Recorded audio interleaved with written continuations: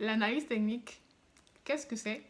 Mais surtout, comment est-ce qu'en tant qu'analyste d'affaires IT, vous pouvez vous positionner afin de pouvoir apporter votre contribution à cette étape-là? C'est ce qu'on va voir.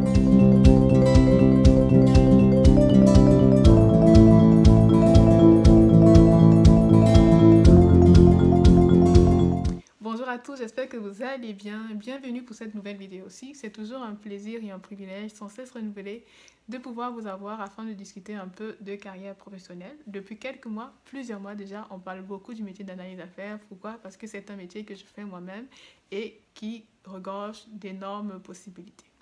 Avant d'aller plus loin, je vous invite à faire deux choses. La première chose, abonnez-vous. Si ce n'est pas déjà fait, n'hésitez pas aussi à cliquer sur la cloche de notification afin de ne manquer aucune de mes nouvelles vidéos. La deuxième chose, je vais vous parler de la formation Devenir analyse d'affaires que je viens de lancer. C'est une formation qui va vous aider à pouvoir comprendre le métier d'analyse d'affaires, comprendre en fait les différentes étapes d'un projet informatique et comprendre en fait comment est-ce que vous, en tant qu'analyse d'affaires, future analyse d'affaires, vous devez vous positionner afin d'amener votre meilleure contribution pour l'équipe en vue de la réalisation du projet. Et à la fin, on va voir ensemble quelles sont les attitudes comportementales que vous devez revêtir en tant qu'analyse d'affaires afin vraiment de performer à votre rôle.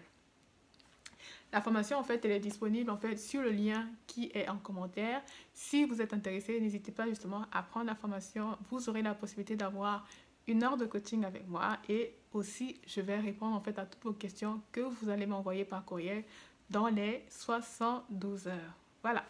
Maintenant, on va aller tout de suite dans le vif du sujet. L'analyse technique, qu'est-ce que c'est que l'analyse technique?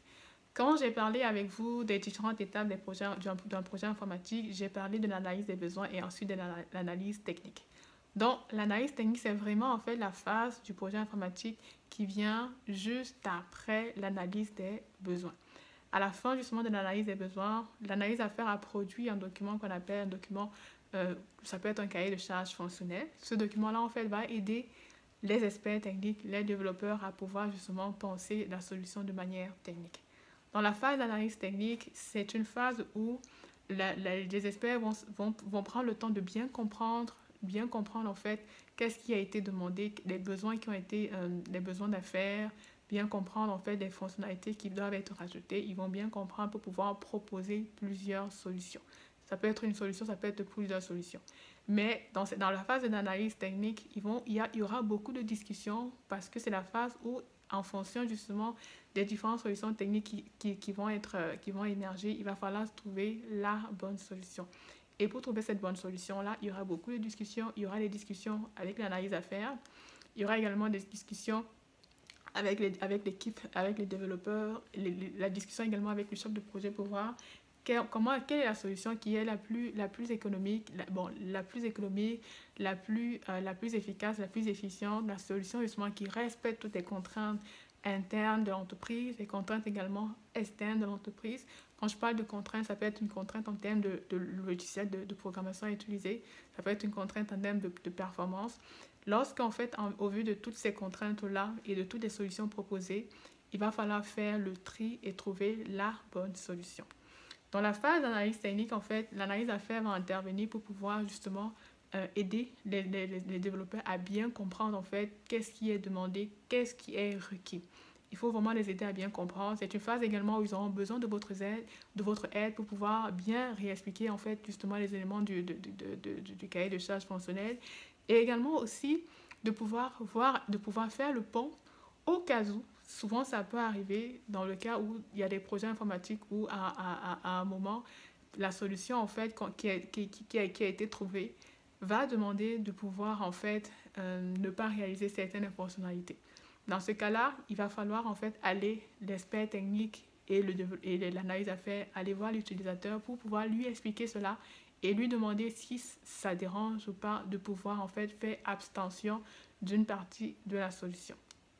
Et il est très important que l'analyse à faire soit là pour pouvoir être le plus transparent possible avec l'utilisateur pour lui dire ok, voici en fait la solution qu'on veut mettre en place, mais cette solution-là va faire en sorte que telle ou telle fonctionnalité ne soit plus mise en place. Quel sera l'impact pour vous en termes d'utilisation de l'application?